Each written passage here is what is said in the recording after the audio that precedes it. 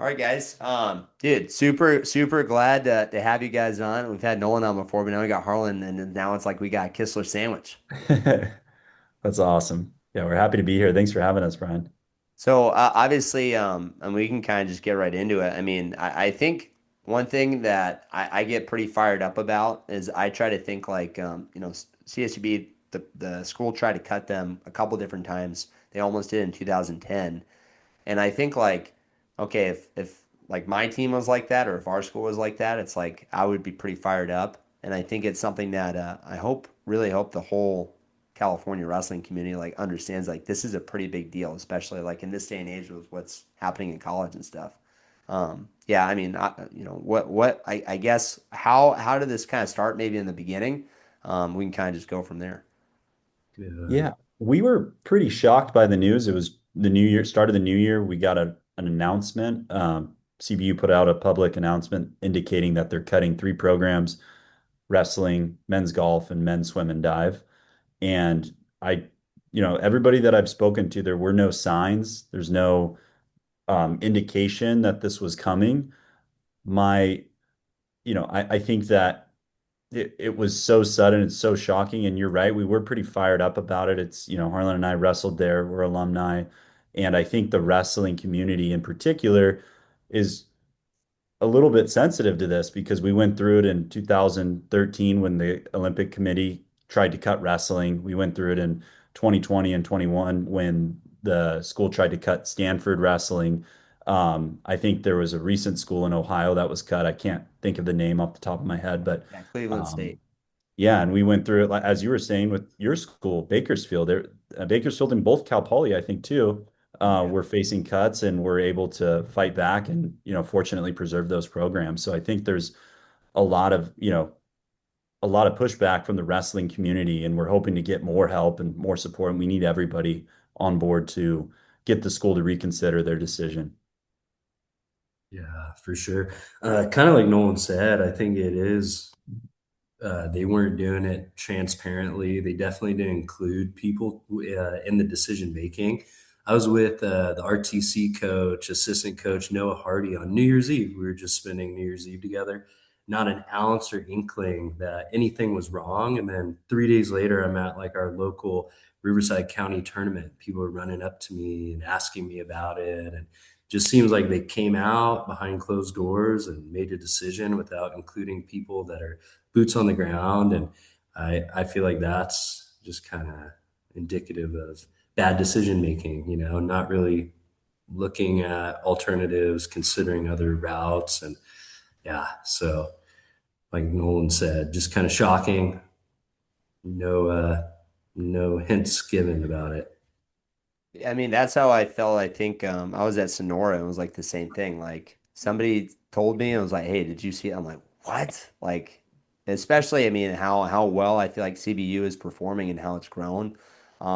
What do you guys know about like what happened with the guys on the team? Like, how did they hear about it? Was it something that the school like maybe they had like a meeting? Was it something that they told the coaches first and the coaches got to tell them?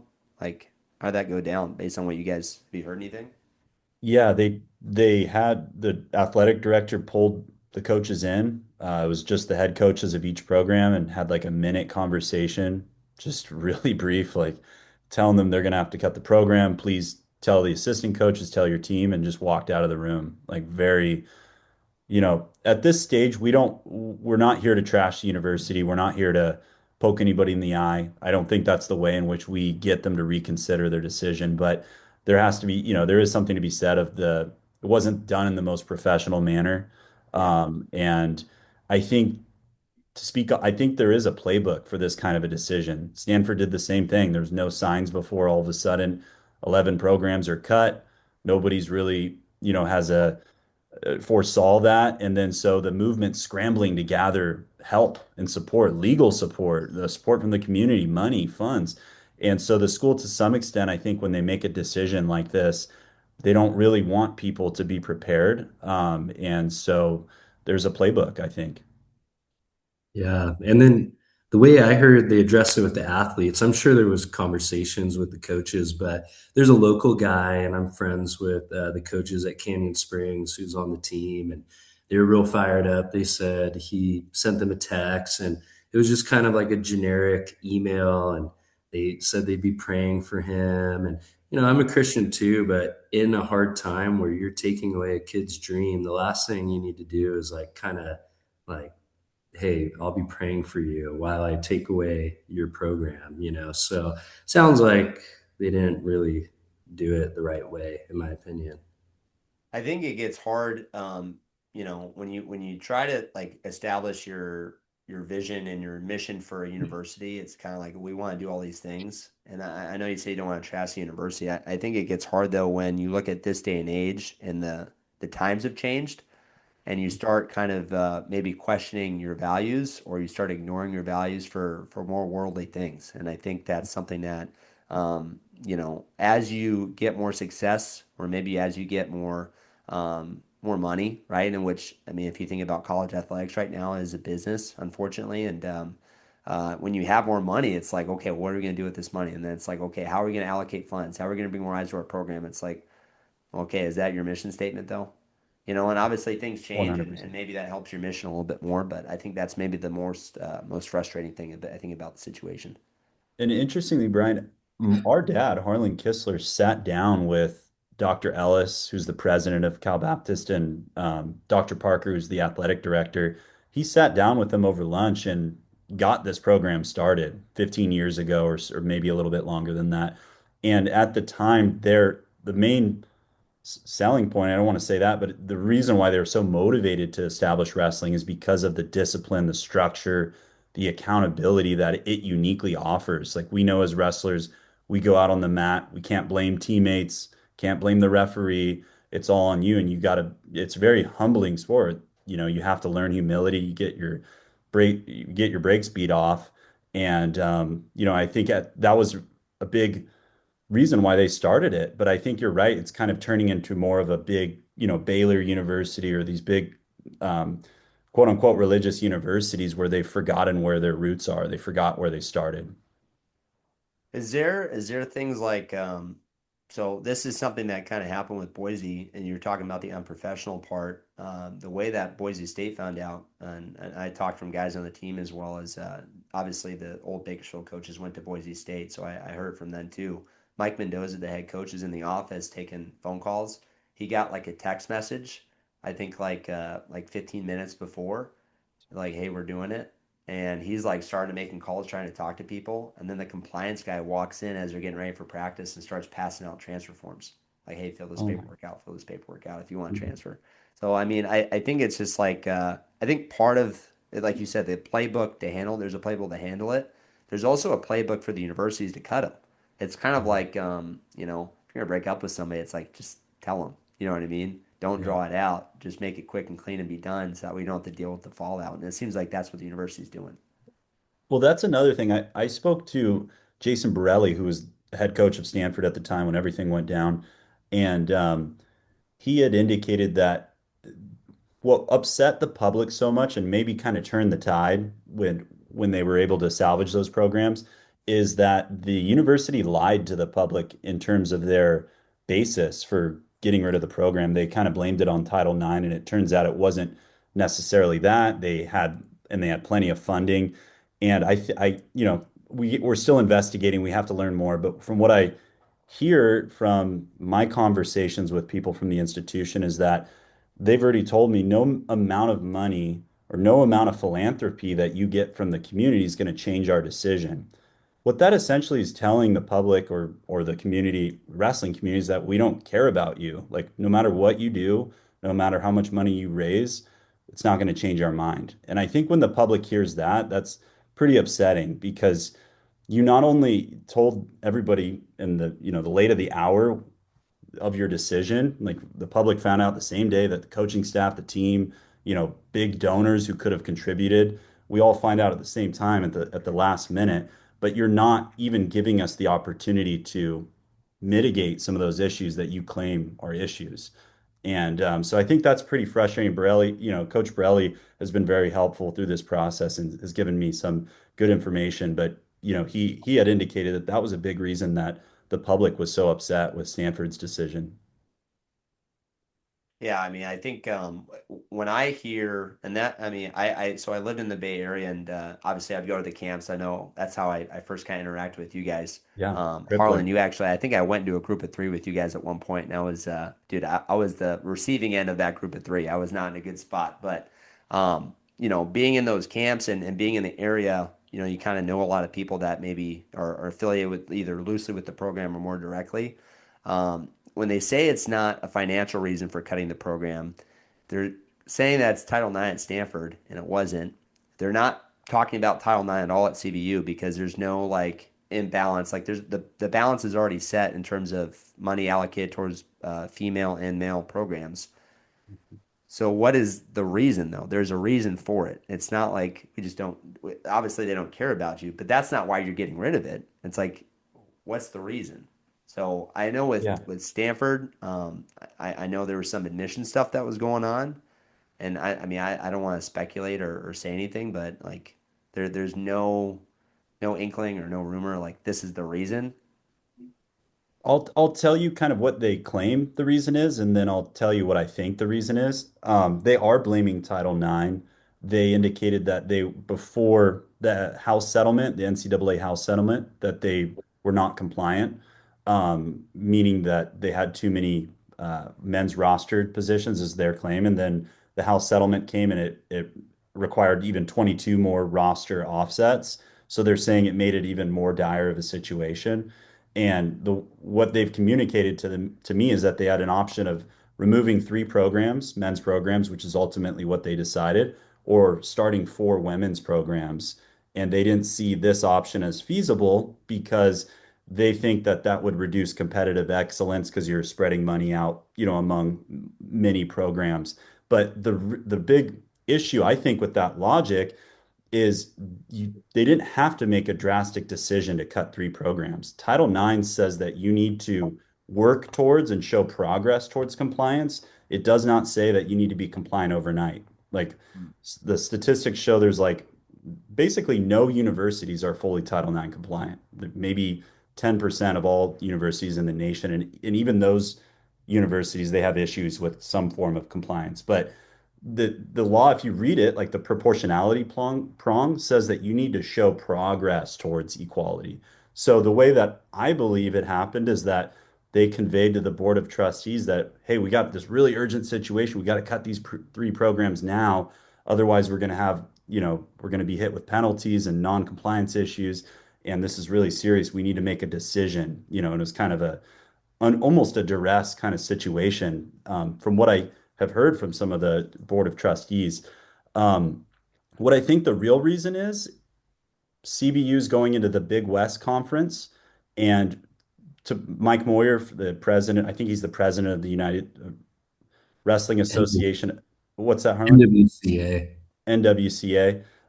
He helps with the preservation of programs, helps start new programs, but he had indicated that when you go into a new conference, they want to see certain financial commitments, especially for cash cow programs like basketball. Mm-hmm. Um, so my thought or what I suspect and what Mike Moyer believes is that CBU had to show their financial allocations towards each sport, and the conference basically made it told them that, hey, you need to get more money towards basketball, or you're not coming in our conference. And then so CBU cuts three programs, and they use the money that was going to go to those programs, and they filter it into basketball. Um, and that's what I suspect. I don't think it has anything to do with Title IX. Wrestling was actually, if it's a funding issue, Coach Moore raised more money than any other program on the campus. He got an award for, the most money raised for a program. So it's not about Title IX. It's not about money. It's about favoring, the mainstream cash cow, which is basketball. Yeah, I think that's something when I hear that. So you said that that's kind of how Stanford ended up kind of changing their decisions. They got caught basically lying. If the CBU is saying, hey, it's Title IX, but it's actually this thing that's happening right now with the Big West. Is that something that like, hey, we got caught in a lie, we're going to make this right? Or is that something that like, yeah, we caught into a lie, but we still are going to keep things as they are? I think that Title IX is just a convenient excuse for them, and that's why they use that because, you know, probably they were not in full compliance. But again, most universities aren't. And the way that they pitched it to the board and the public is we had no option. We had to make a really sudden decision. This house settlement really set us back. So, we're sorry, it's just a tough decision, and we had to cut three programs. But the reality is there's between these two decisions, cutting three programs and adding four, there's a middle ground. Like there were other options. You can start one program, every 2 years. It doesn't have to be a drastic change. And even adding a women's program, Harlan, can speak on this too with just Yeah. being in the high school community, but it's fastest growing women or fastest growing sport, I think, of the country. And you have all the facilities there already. We have a room, we have everything you need for women to train there. So from a monetary perspective, it wouldn't be a big ask. Yeah, I think Harlan. I don't know the exact scenario with Southern Section women, but I know like Walnut's got a really good team. I feel like there's some other programs down south that got some good programs. Maybe can you speak on that? Just what you see down there? Oh yeah, man. I think kind of it's the mecca of girl wrestling. You look around, you mentioned a couple good programs. You got Orange Vista, Corona, all ranked in the top 10. Then you have that insane club, Surfside, run by Pete. I don't know if you're Yeah, familiar with yeah, I that, know but Pete.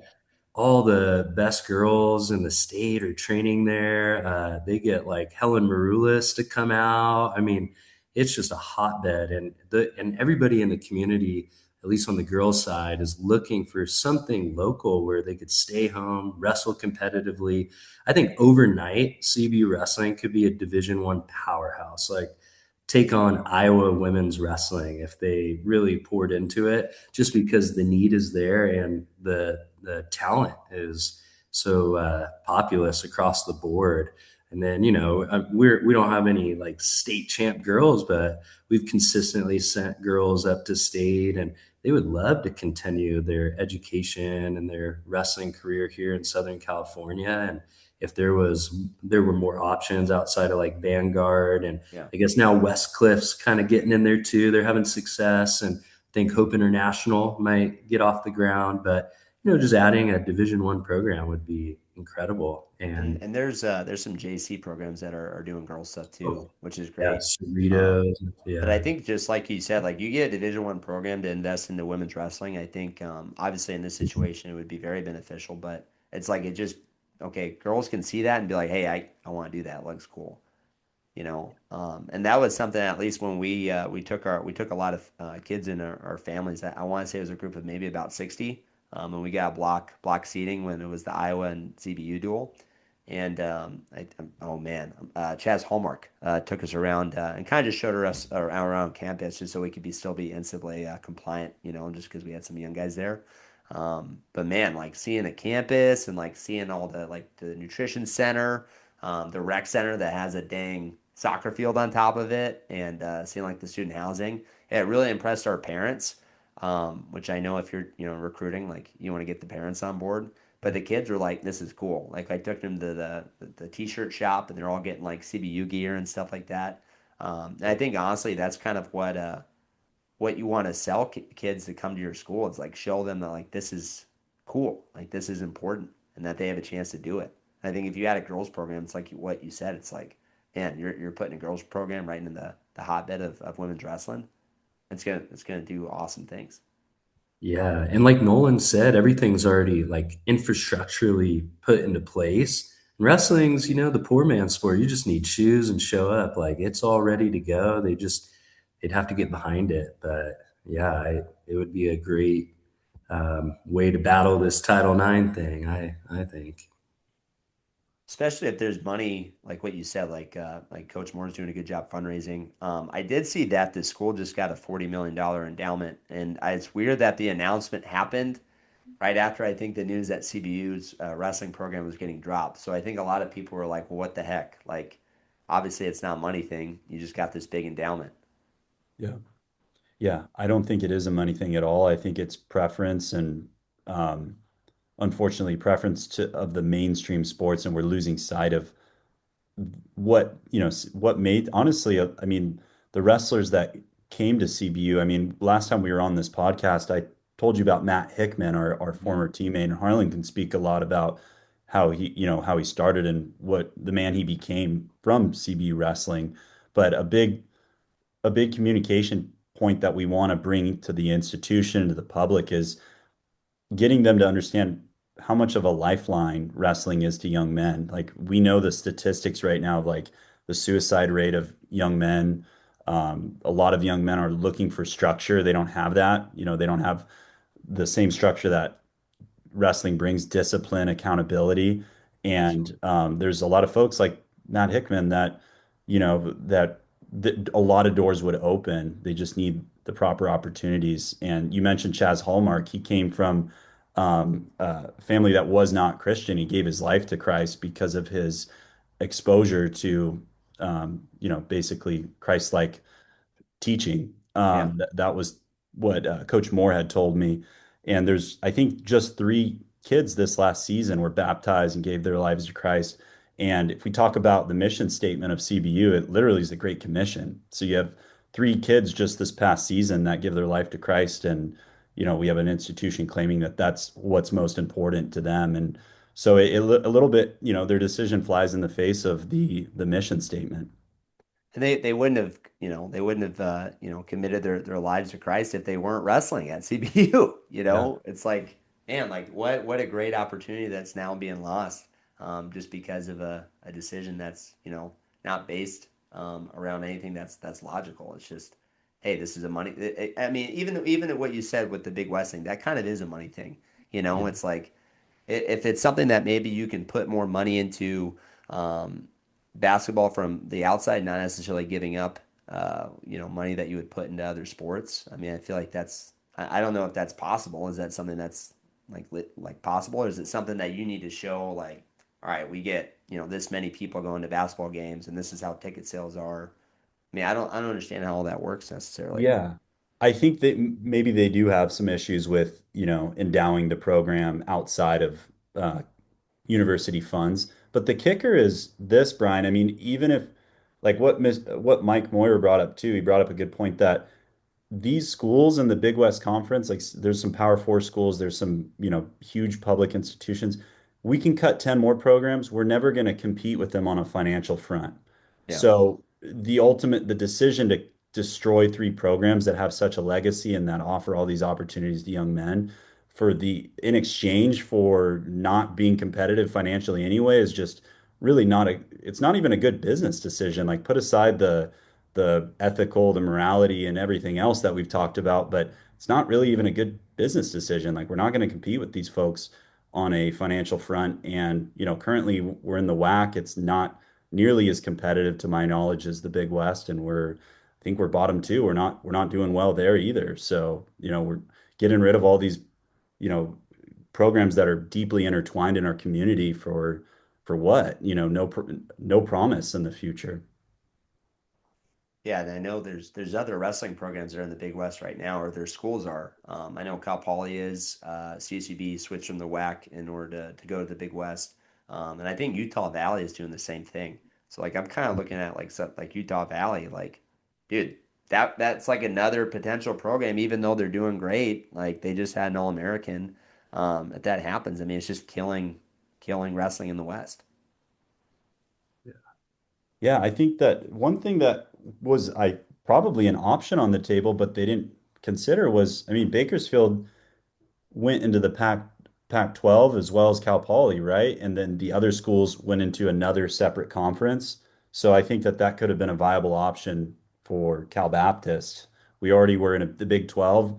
Big 12's, pretty competitive. We were obviously having a lot of challenge against like Iowa State and some of those tougher teams. But I think the Pac-12, it would be nice to stay local, have some of our teams here in California and I think that that would have been a viable option that probably wasn't considered. Yeah, the whole like conference realignment thing. I think it's like obviously you want to be in a conference where you get like the TV, the TV rights and like, your games are getting filmed. And I think it's more just like, hey, we're in this conference. You know what I mean? Like we're not in the Yeah. WAC, we're in the Big West, and I think maybe that's something is like if you're an administrator, be able to say that I kind of helped made that move. Maybe that's kind of how you like cement your legacy a little bit. Yeah. Yeah, that's a good point. Yeah. Yeah, it seems Go like ahead. they're quite excited about getting into the Big West. And one thing that was shared to me is they felt that if they were not in compliance and they're in this the Big West Conference, apparently their information is public to other universities. So if they're not in compliance, they basically told me they felt they'd be targeted as a private institution not being in compliance, and they were worried about how those headlines would read. But my perspective is that cutting three programs shows it is in of itself a lot worse. Like those headlines read a lot worse. That shows that you're like the whole purpose of an athletic department is to keep these programs viable, and to have success. When you're cutting programs, that shows a failure of leadership. So I think they, were really worried about how they looked to other teams and to other people, but ultimately, I think this is going to be look a lot worse and move. We got a lot of PR going, a lot of media going, so. I think, it's going to be a bigger negative impact, unfortunately, for the university. Yeah, even from a branding standpoint, they want to grow student attendance, grow their enrollment. I mean, cutting those programs now ostracizes all these different communities that would learn about your brand or your school if you had them. So by restricting, you're not going to have as much outreach to everybody who's in the communities of the three sports they're getting rid of. So it goes against trying to build their enrollment, which I know is a big thing from like an admission standpoint, that they're always, when I take our students on the field trip to Cal Baptist, one thing is, last year we had 8,000 undergrad students. Now we have 9,000, right? And Yeah. they love to harp on the growth, but how are you going to have that growth if you're now, again, ostracizing these communities that like your team came all the way down from, what is that, like a 3 hour drive, Brian, to come watch a duel? And you said your parents were impressed by the university. They saw the brand of CBU, and maybe they don't wrestle there, but now they know wrestling's there and they had a positive experience. And now they can maybe push their kids to go study there despite the Yeah. hefty price tag. But now, again, it's like we're limiting access, and that doesn't bode well from a business standpoint at the admission level. We have a kid who's there right now. He's a student. He's not wrestling. And his parents went there, so he probably would have gone there anyways. But he was talking about on his senior night. You put down like your biggest wrestling achievement or like your favorite wrestling memories, things like that. And one of the things he put down was like just traveling with the team down to CBU. You know what I mean? Like just being with the Awesome. boys and like being with your family and like going to check out the campus. And then we went out to food, to get some food before the duel. I'm like, man, that's kind of like the whole point as a high school coach is I just want to show them, this whole world of wrestling that's awesome, Yeah. and make people lifelong fans of the sport. Like if they wrestle in college, like obviously that's pretty cool, but like if you just still love it by the time you're 25 or 35 or 45 or whatever, I mean that means we did something right, and that means that the program that they get to go watch is doing something right. I mean that's kind of the whole point is, yeah, you want to be competitive, you want to win, but you also want to inspire other people, you know? I mean, I think what was one of the coolest things is going and watching that dual meet and just seeing like just the place packed, man, I always was impressed, even when you guys are in the other gym, like the smaller gym, the light show, and like everybody's getting hyped and it's a small gym, but man, like what a fun environment it is to compete there. Yeah, and Brian, a lot of people don't know this, but that duel against Iowa it made school history for any athletic program for the number of sales that they had, more than basketball, more than baseball, like any other sport in school history since the school's formation. We had, I think, like almost 5,000 ticket sales, and believe it or not, that's the best the school's ever done for any athletic meet. So that says a lot too, that you're cutting a program that's making school history, and I think a lot of it does have to do with competitive excellence. From what I hear, the president is quite impatient. The president wants to win for their own, that's their own right. And I think that Yeah. that's a good thing. We need to win. But I don't think that they're recognizing that one, wrestling's in the Big 12, which is extremely competitive. And number two, we had that 4 year of a transition period, and wrestling's a very individual sport. So you're going to suffer on a recruiting basis when all the top recruits, they're going to want to wrestle at the nationals. They're not interested in, going to a school that's in a transition period. So there has to be, you got to be patient. So we've only been Division I 3 years, maybe I think going on 4, but it's been a very small time period. And it takes a while to get these programs going. I Yeah, think too, even like, go my ahead, bad. Nolan. Sorry, Brian, my Oh, bad. you're good. I was gonna chime in too. The irony of it is look at the recruiting class they had. Yeah. I might be misquoting. I think it was like top 16 class of recruits that were gonna come in. If it was about competitive excellence and just being a little more patient, like wait another what 2 to 4 years with those recruits coming in. I mean, man, I just that's going to be something that'll haunt me. Like, what would CBU look like, in 2 to 3, 4 years with that recruiting class coming in? The things that they put into place, the systems and everything with the RTC. I mean, I think things were finally like on the launch pad, and Yeah. before the rocket could take off, they swept it. So, yeah, just looking at that recruiting class, it's like, oh my gosh, you guys really put your foot in your mouth there. I just could have given it, a couple more years if that was a big priority. I mean, if we want to talk about recruiting, like, man, they got some good guys in the portal, like guys like Jesse Vasquez, a Southern Section legend, like coming back. And then I know like the Morton brothers, I think I can't remember if one or both of them were transfers. And then let's not forget, I know he wasn't with the team a long time, Mitchell Mesenbrink, like I think it's pretty proven. Derek Moore and Eric Morrill, like they do a pretty good job finding gems, diamonds in the rough.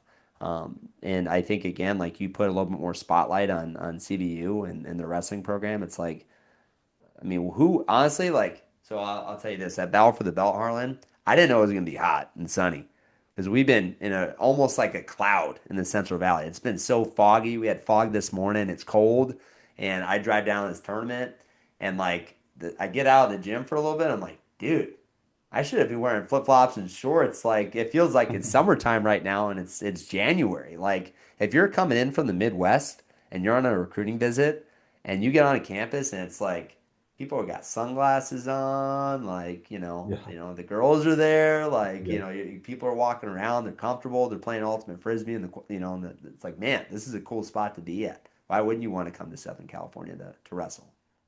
Yeah, 100%. I think Riverside was ranked a couple years ago like the eighth best place to live in the nation because of proximity. Kind of what you're talking about, the amenities, but you're 40 minutes from the beach, 40 minutes from LA, 40 minutes from San Diego, 40 minutes from the mountains.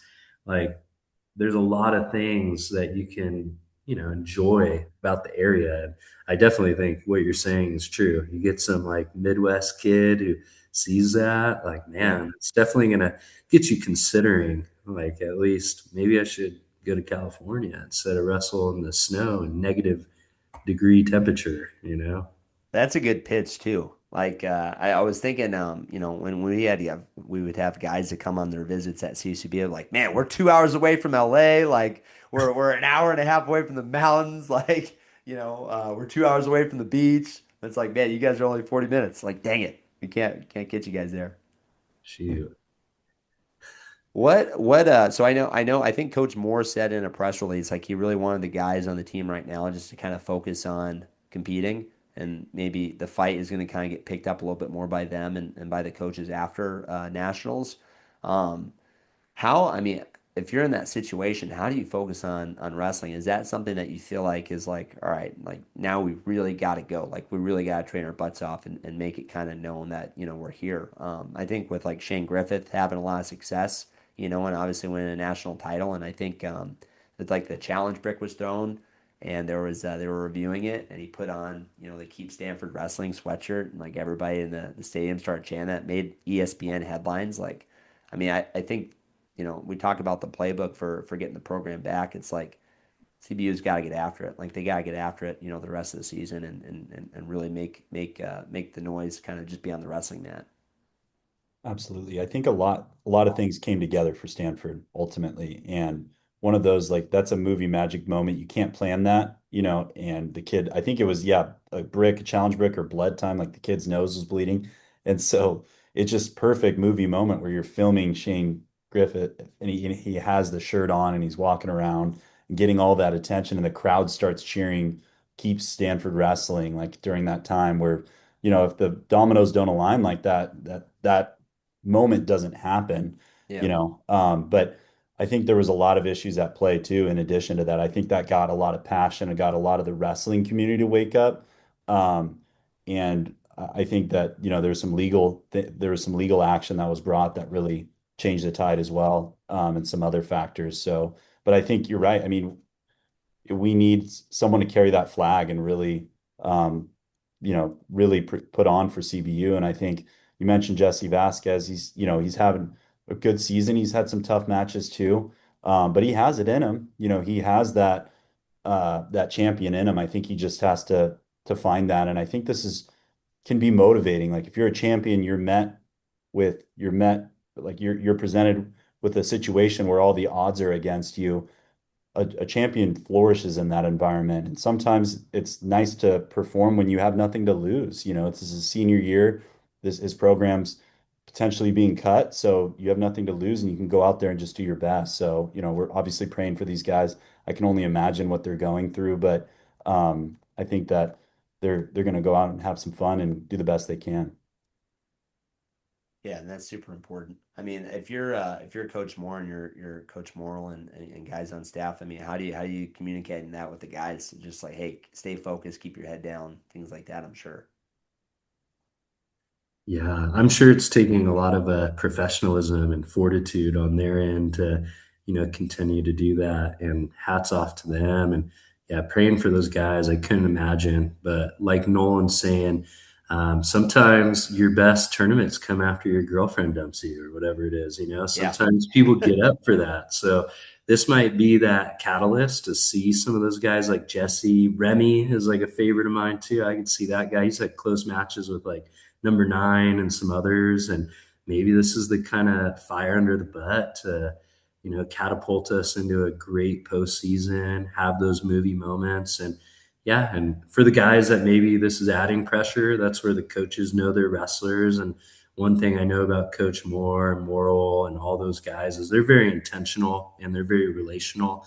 They're going to know who needs like that little kick in the butt and then the other kids to remember like not to put that pressure on them and let them just wrestle free. Because at the end of the day, you got to just go compete and yeah, can't carry the burden on your back. But I know a few of them will probably use that as fuel, and I hope we see that.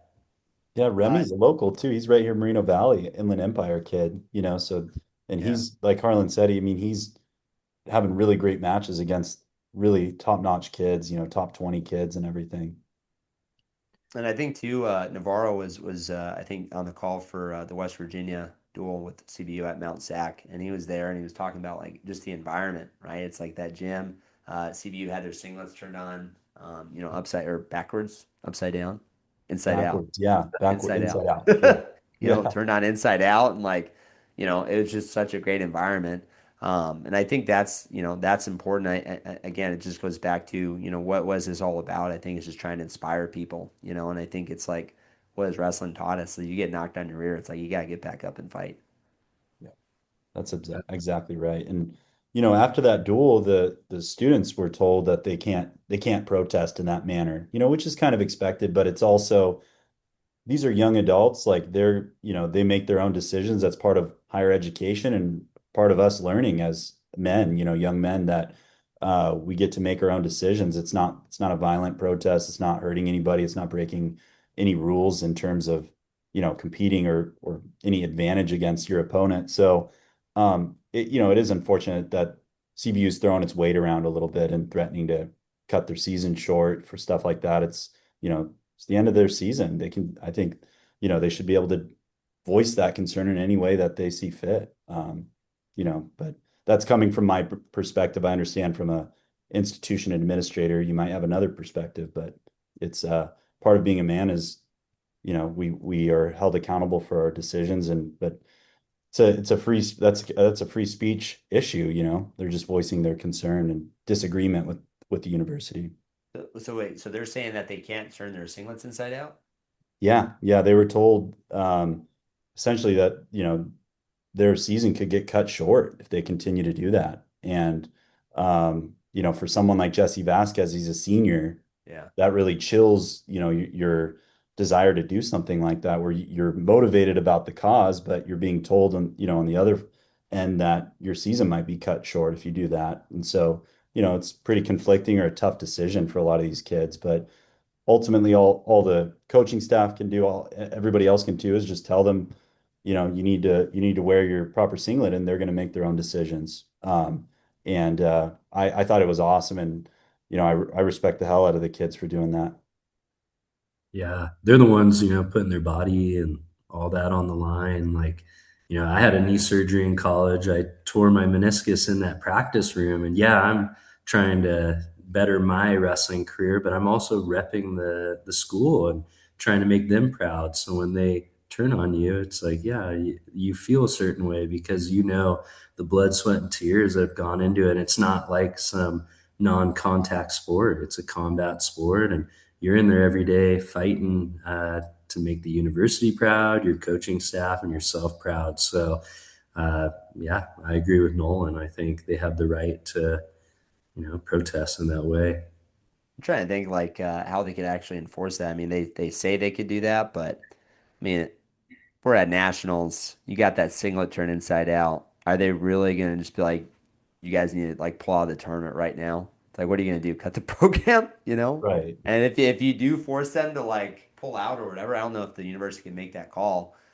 But then that's gonna be even more of a hoopla. Like you're gonna pull them out like while they're wrestling mid tournament. Like Yeah. that's gonna make draw even more eyes on the situation. I think it would backfire a lot more too. And I think they understand that. CBU, recently, unfortunately, they like to throw their weight around. And, I won't name any names, but I was at the Mount Sac duel. Harlan and I were there, and one of the coaches from Mount Sac came up to me and said, "Hey, is everything okay? Like, we got a call from CBU saying that there's going to be this protest and to make sure law enforcement's there." And, had this kind of like a fear mongering sort of call from CBU. And we're like, no, we're just, here with our shirts, just showing our support. We had banners that said "Keep CBU Wrestling," and of course, he was really, really cool about it and said, "Yeah, no problem. Just wanted to make sure I got a call, so just thought I'd double check." But it just goes to show, like that, they like to throw their weight around, and they're gonna, threaten and try to get people to. They don't want noise. They don't want a movement because it's bad PR for them.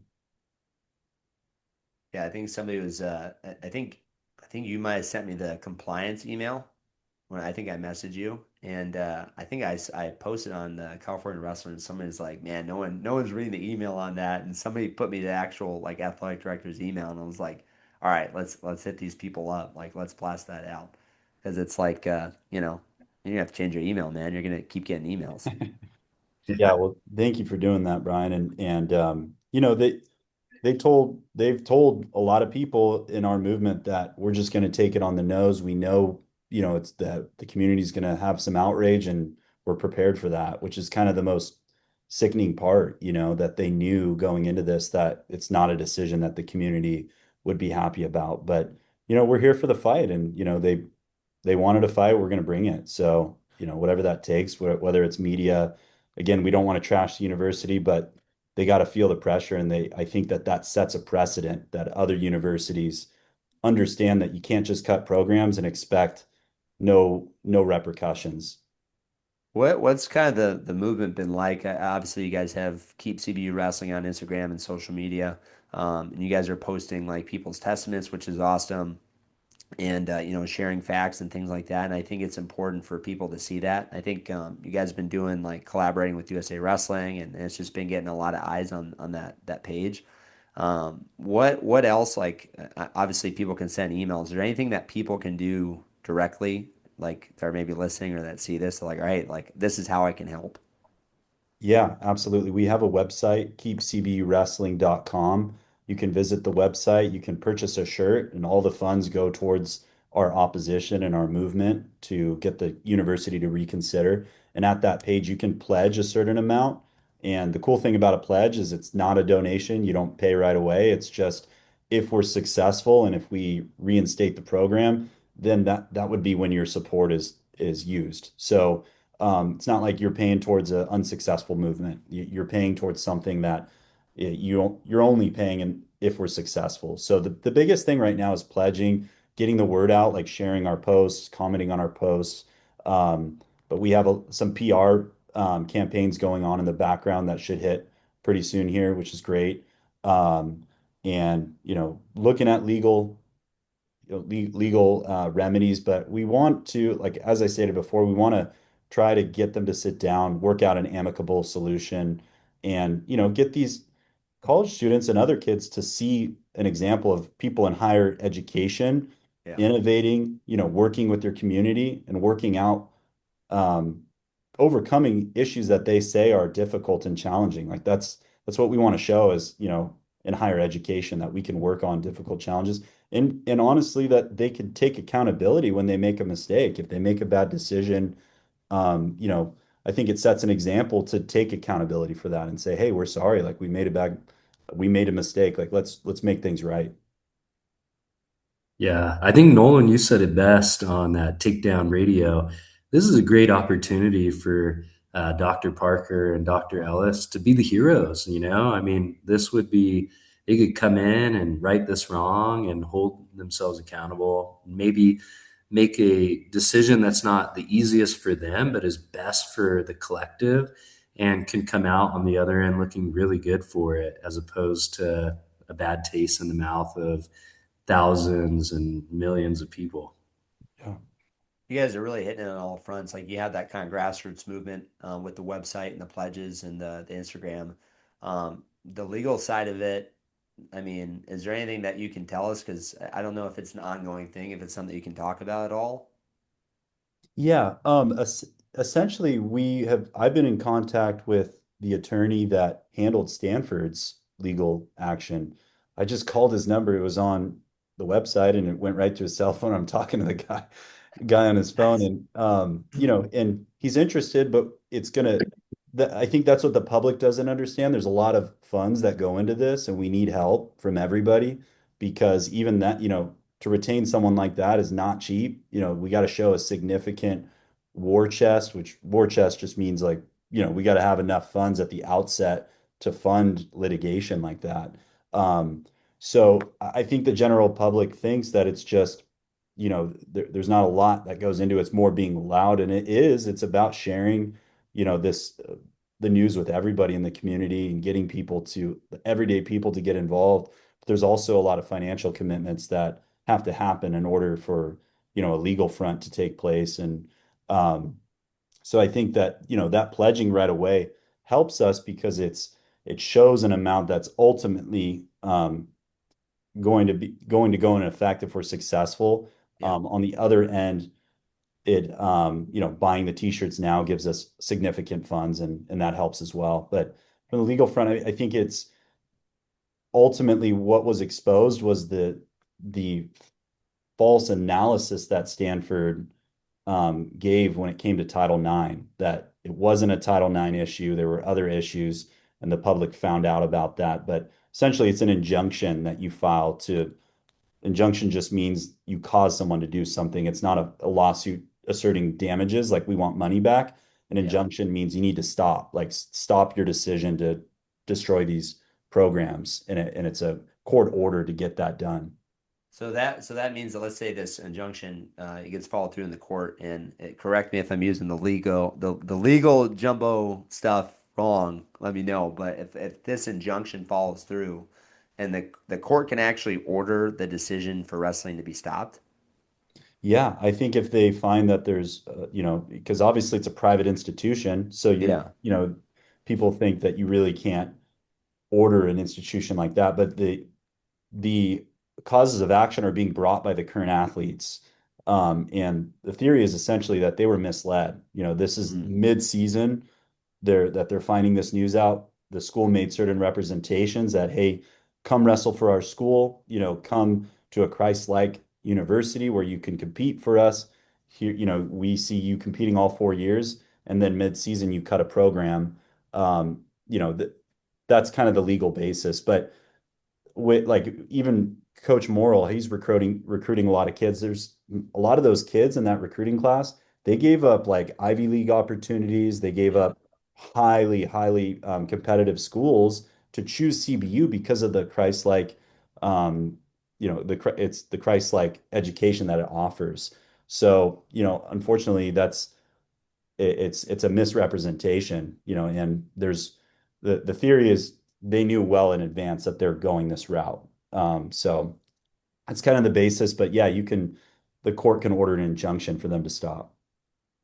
Is it going to be something like a public trial where you see like in movies where like everybody can kind of crowd on one side of the courtroom and then there's just like a couple dudes on the other side and we're bringing signs, going crazy? Or is it more like this is going to be something that's going to be settled, like kind of probably out of a courtroom and More likely probably settled. not That's like that? exactly what Yeah. happened. No, exactly what happened with Stanford. The settlement was part of it was they had to reinstate I think all 11 programs. So it wasn't just wrestling. I'd have to look at the settlement, but it was out of court, and that's usually how these things go. And they did something collectively. All the sports worked together, so they all used their network. They all worked together to fundraise for the lawyer, I think. Yeah. Is that something that similarly that's happening with CBU right now, or is it more just like kind of the wrestling, like everybody's kind of doing their own thing?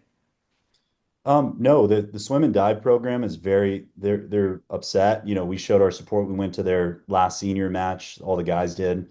And I'm in talks with a lot of their alumni that are really upset about this. I think wrestlers just like the point I mentioned at the beginning, we have a little bit more of a kind of a soft spot for these issues because we've gone through this and we're often like a vulnerable sport that people, unfortunately, universities pick on.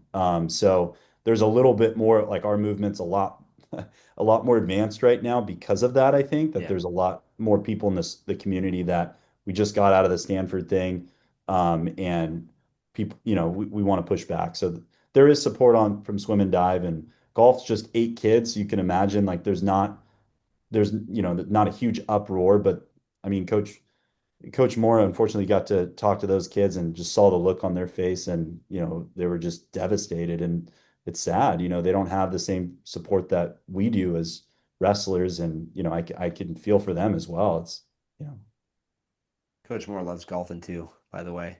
I know. uh, I, I did a camp. I was a camp counselor, and he was showing technique, and it says his wrist was all taped up. And I actually, when I have on the podcast, it was I don't know, it'd been like I don't know, maybe 6 years later or something like that. And I was like, yeah, you said you heard it in a golfing accident. It's like, was that true? And it's like, man, you got pretty good memory. I'm like, well, yeah, I don't know, but uh, yeah, it's something that again, it's hard unless maybe you see it or feel it. And I think I wasn't on the team yet at CCB when they tried to cut their program.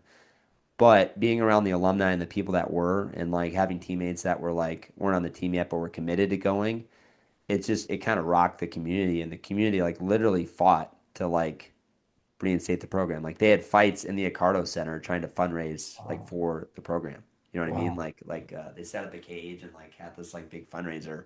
And I think again, I think for honestly CSUD it was a financial thing because the state of the program for like 9 years after they reinstated was community funded. Like we were almost entirely community funded, and the university would kind of work with us, like, all right, we're going to let you use like our vans for free. Like we're not going to charge you that, or we're not going to charge you to use the Accardo Center. Like you guys can just use that stuff, and you still get all the same thing for your athletes that like the other athletes do. But for all your competitions, you got fundraise. All of your coaches' salaries, you got to fundraise, and your scholarships, you got to fundraise. So it's like all that stuff kind of just literally Coach Mendoza would be in his office almost the entire day, just calling people, recruiting, and doing the Wow. business side of it while also trying to fundraise. Which being coaching now in high school and getting to do some more administrative stuff, it's like that's a pain in the rear. Like talking to people and like trying to get our fundraisers going and like trying to get money, and then that money gets spent, and then you have to do it all the next year. So I wonder if it's something that, we talk about like meeting in the middle ground. What if, I mean, obviously this isn't ideal, but what if it's like, all right, and I don't know the exact budget for CBU, but it's like, okay, maybe your budget just isn't the exact same, and maybe you have to work for like a community endowment, and maybe that's where you're going to get most of your money from, for some of these other operational costs plus recruiting and things like that. Like I feel like again, like it doesn't have to be an all or nothing, as you said. There's other things that we can do in the middle to kind of have a resolution where it's like both sides can get something from it. I think that's the most disheartening thing. Like I got an email from someone from the athletic department that said, no amount of money you raise is going to change our decision. And I think that that's kind of what Borelli's point was, that sends a certain message to the public that most people get upset about. Like, so you're saying that no matter what we do and no matter how much financial support, community support we can offer you, it's not going to change your mind. And so I think like what Borelli pointed Give me out is one like, second. Sorry. yeah, My so my mom oh, lives with me. She's getting yeah, old. She can't hear very well. So oh, yeah. Well, good for you to take she care of her. actually That's just got me awesome. that for Christmas. Oh, What is it? That's it's this the simple. It's like a little plaque. It says Simple Man on it. That's awesome. I Yeah, love that. awesome. yeah. She's a sweet lady. That's That's great, awesome. man. Yeah, I've been fighting my animals. We have like a mini zoo. I have two cats, three dogs. So my cat keeps coming over here, like trying to close the computer. So I've been listening some hand fighting over here. But heck yeah. Podcast is hard, man. Like I got chihuahuas downstairs and they were barking, so I had to like mute myself a couple times. Yeah. Yeah. We got a puppy doing the same thing. Yeah, the cleaners were in here a second ago. I'm at my office, but yeah, I can hear them in the background. But I think Borelli's point was, then if that's your decision, like you don't want the program, then just tell the public that. Like if that's your decision, be honest with the public. Don't conveniently blame Title IX. And obviously it's not about funding. You're telling us that right now. So just tell the community that. So I think that's kind of that's one thing that it was another factor that turned the tide when the community found out that, okay, the institution's saying that no amount of effort or no amount of philanthropy that the program can achieve is going to make a difference. Like that just doesn't make sense.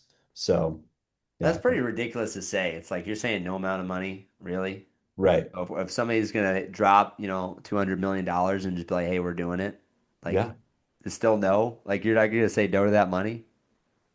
yeah. But the biggest thing that I think Harlan can speak on this more too is are what the alumni give back to the community is pretty crazy. Like our alumni, they don't just disappear. Like they're pouring back into the community. Harlan and John Elagian, are at North High School. But if you want to speak on that, Harlan, I think it's what you've done at North too is incredible. And I think that that's something that the university's missing. It doesn't realize how intertwined it is in the community of Riverside. Yeah, I was actually talking to an alumni last night, a good friend of mine, Alex Annunciation, who, did big things at CBU. And his wife, they live in Texas now. She's, removed from the university. And we were just talking about this situation, and she's met a few of us, and she brought up this great point. She's like, every guy I've met through Alex who's wrestled at that university is like a stand-up guy, is involved with like a community outreach.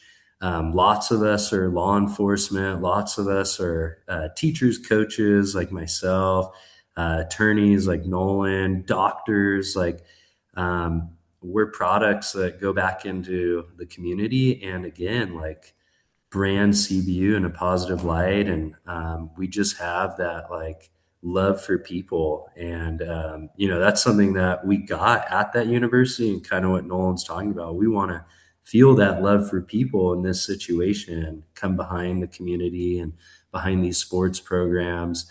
But yeah, just in my program, as many and others like Brian, you talked about bringing your team down to the duel. That's an instance where like the greater community is impacted for the best. But that RTC now, we actually have like a place where kids can go train, and it's a neutral ground. There's no like club like ego or hey, we want you to all transfer to this school. And these kids who I don't do you teach, Brian, or I'm Yeah, sorry. Okay, yeah. so like That's the day job, you know. that's the day job that pays the bills, but the dreams, the coaching is same. So I teach too, and in our field, it's very tough to be open about like God and Christ, and Yeah. having the RTC. A lot of my wrestlers have been exposed to that, and maybe not all of them have become Christians and this fairy tale story, but a lot of them have been mentored in a positive way. And my school, 70% or more of our student body is at or below the poverty line. A lot of broken homes, a lot of just on the other side of the tracks kind of problems. And to have like mentors like Coach Moore, these college guys, other community members meeting in a neutral area, it just puts like more positive influences on my kids. And I've watched them grow. And I have a little batch right now, my junior class. They're doing Yeah. really good. And I'm excited for this postseason, but also like next year. And those are the kids that bought into what we were saying and really utilize the CBU camps, the RTC, go to like, any offering that they have to do extra work. And I've just watched them grow. And man, I would just hate to see that lost. And not just my program, I know other schools are utilizing it, but just the outreach. Like, I can't speak for other programs. I'm not trying to compare us, but I don't think other programs at CBU have this regional training center where they can touch the community like hands on and instill good values, a positive message in a world that's so divided. And just going back to wrestling as a whole, like you talked about being a good ambassador, trying to build lifelong memories for your kids and people who love the sport. I just think now more than ever, the world needs wrestling because we Yeah. live in a culture that's so instant gratification. You can go on a dating app, meet a girl, you can order your Uber to your house. Like, there's not a lot of accountability. There's just not a lot of ways to really stretch yourself and understand what you're capable of. And wrestling gives people a safe place to do that. And I just watch like these kids leave my program who were homeless or gang affiliated or drug addicts, failing school, and go on to be very successful people. And a part of that is the CBU influence. So, losing that lighthouse in the community would just like more than just wrestling, just it saves lives. Yeah. And even so, Harlan, let me ask you this. So, like, as a high school coach and as a teacher, what would you say is like maybe one of the worst, or maybe things that you don't like in terms of behavior with kids right now? That's Man, just maybe yeah, different than how when you were younger. Go ahead. I feel like I'm becoming that coach. We all had him, like, man, back in my day, and but I'm Yeah. getting to that point where I just see these kids that are too quick to quit, too easily give up too easily. The work Yeah. ethic's not there, the attention span, and again, like the idea of delayed gratification. Like, yeah, it may suck now. You just started. You're not winning matches, but if you persevere and you work hard enough, like the American dream, what wrestling's all about. You can be on the other side of this in a couple years and be a state qualifier, be a state medalist. My heavyweight 3 years ago, he only wrestled 2 years. He like walked in my door to just get better at football, and he took fifth in state. So, it's like if you stick it out and you love it and you pour into it, you can become good at it. And I think what I'm struggling with the last like season or two is just like a handful of kids that just don't have the work ethic. And this Yeah. is the first year where I've had like a program this size where I only have like 30 kids. The kids I have are phenomenal. They'll run through a wall, they'll wrestle, they'll run, they'll do everything you tell them. But typically I have a roster size of about like anywhere from 50 to 70. And I just saw a sharp, like kids didn't even tell me they were quitting. They just did They just not, stopped going. They just yeah, stopped just going to stop practice. showing up. And You I'm see like, them on "You're on campus, like, dude, campus." where have you been? Yeah, like I'm on campus, like be a man and like tell me that you're not gonna come through with your commitment. And just there's we have our own battles too. I have a Yeah. great administration, but there's just things that you have to pay for out of pocket. One of them being the BMI. It's like $10 a kid. I'm like, dude, if you get a The BMI, BMI, what do you mean BMI? The like the weight assessment that Oh, they do. you have to pay for that? Yeah. And so because of that, like I tell these kids, I'm like, dude, I bought you the prom ticket. You better get to the dance. Like, I don't want to get stood up. Like, make it through the season. But it's crazy. Like, they sign a contract and everything to pay back our wrestling ASB. Basically, is how the money goes back, but it doesn't go back to me. But that's fine. Donation to the program.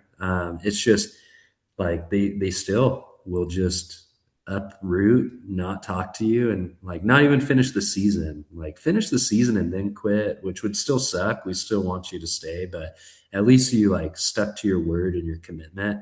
But there's just like a lack of commitment, accountability, and work ethic. So those would probably be the biggest things that bother me now. So I don't know. How about you, No, Brian? I think all of it's like that, and I'm trying to think like what's maybe the source of all that, and I don't want to make it an easy answer and say cell phones, but like I feel like the access to a cell phone where it's like what you said, I'm hungry, press a button, food comes to me. You know what I mean? Like I don't know the answer. I don't need to read a book. Like what is this? And then it Chat tells me. GPT? Hey, what was the result? Like, hey, do you remember 5 years ago? Like this happened. It's like, well, I can just look it up. You know what I mean? Yeah. When are kids not on their phones? When they're at practice, dude. When they're at practice, they're not on their phone. When they're wrestling and they're drilling and they're going live, they're not on their phone. So, hour and a half, 2 hours, like they just get to be present. Man, what a gift is that for young people?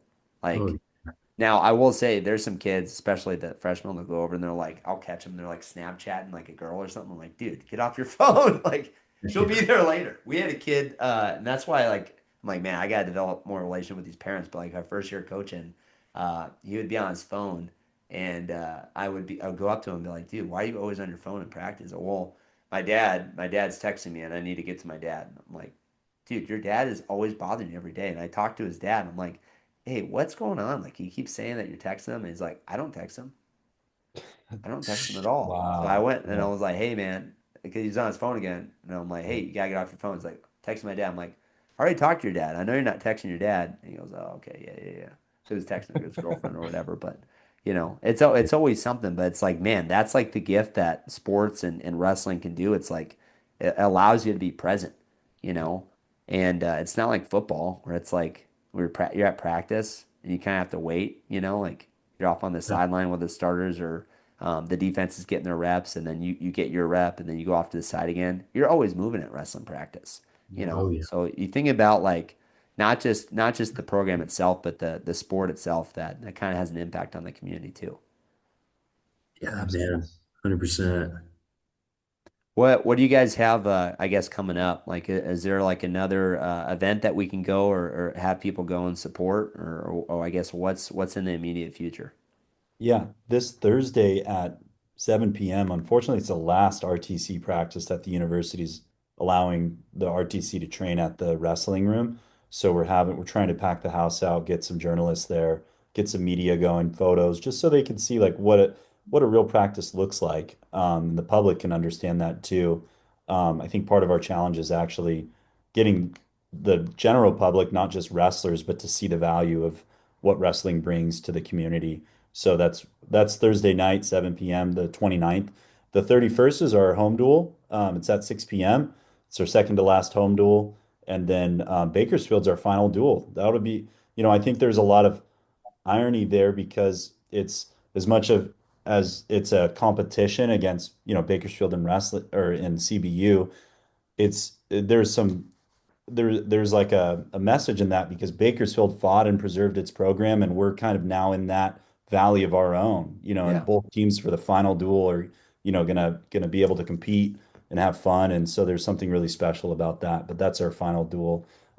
So I really, anybody that can come to our next home duel on the 29th, that would be awesome. That's this Saturday, 6 p.m. awesome, awesome. Harlan, do you guys have your league this weekend? What's No, happening? this weekend's kind of, in Southern section, we do like the dual championships. It's like Oh yeah, CIF duels.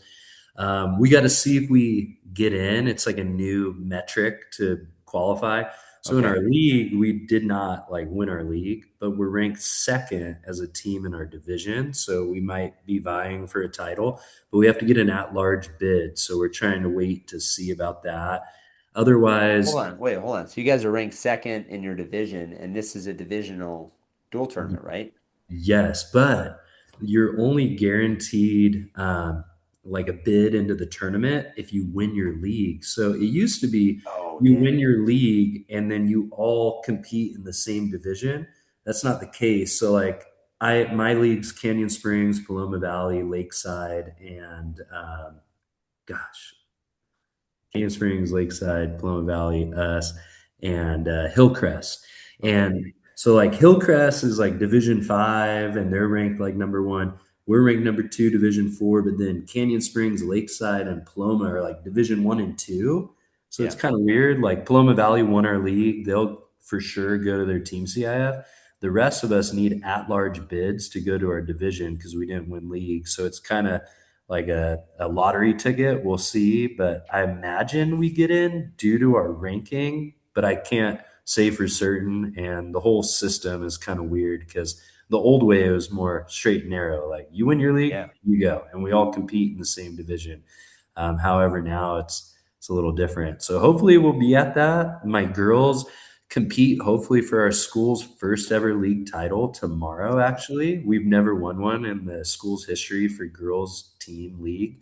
We're undefeated, and the team we're wrestling tomorrow, we beat a team that beat them, but that doesn't Yeah. That necessarily. wrestling math doesn't always add up. Exactly. So hopefully they'll do that and be at the team championship.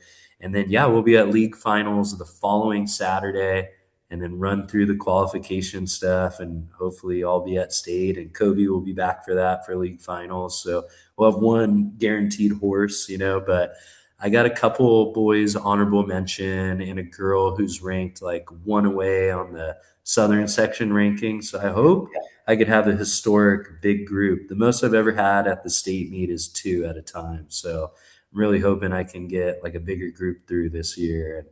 And Yeah. It's kind of weird. It's like when you only have a couple kids, it's like you're kind of hanging out and like waiting around a lot.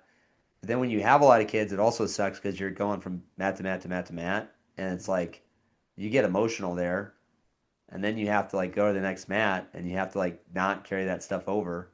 for But I'd sure. rather have the second problem than the first problem. Oh, 100%. Yeah. And then the band situation's always tough too. Like, Hmm. so hopefully we get a girl up there too. That's kind of a hack. You get 2 for the girl, 2 for a boy up to a certain amount. And that at least gets 4 coaches on the mat because otherwise last year we only had 2 and it just sucks. All the coaches are involved. They're all a part of it. So it's like, who gets the band, and you don't want to like cheat them out of the experience of being in the kids' corner. So hopefully we can get more bands too by getting that bigger group up there. Yeah, for sure, man. Do you guys have anything else before we cut it? No, I would just say once again, anybody that's willing to help in any way, just keep cbwrestling.com. Please just pledge an amount that, if the decision were to overturn tomorrow and we get the program back, how much would, what amount would you be willing to help to get that done? And again, it's a pledge, so you're only committed to that if we're successful. So any help we can get matters. We need all the help we can get, and I think this wrestling community is gonna stand strong. And it just we need to get the word out and keep sharing the posts and talk to our coaches, talk to our mentors, and our high school kids, and let them know that we're going to do our best to save this program. Yeah, for sure. I think just rallying for the cause, we can compete hard, but we're also a tight knit community. And now's the time for unity and to fight for the future of our sport and for a program in Southern California. So let's fight the good fight. And, hats off to Nolan, the rest of the alumni really taking this charge and Brian for allowing us to come take some of your time as a fellow coach. I know the days are like 12-hour plus days and even your one day Sunday, you're planning the next week, you're catching up on errands, and if you're a teacher like me, grading. So I just appreciate you for giving us a medium to talk about and all you do for the sport too. You're a great ambassador to draw eyes and attention to our sport in a positive way. Thanks for saying that. I think this is our 100th episode, so I'm glad it was a special one. So Well, Okay. we're honored to be on here for the 100th, and like Harlan said, Brian, thank you for everything you do for this community. yeah, thank you guys.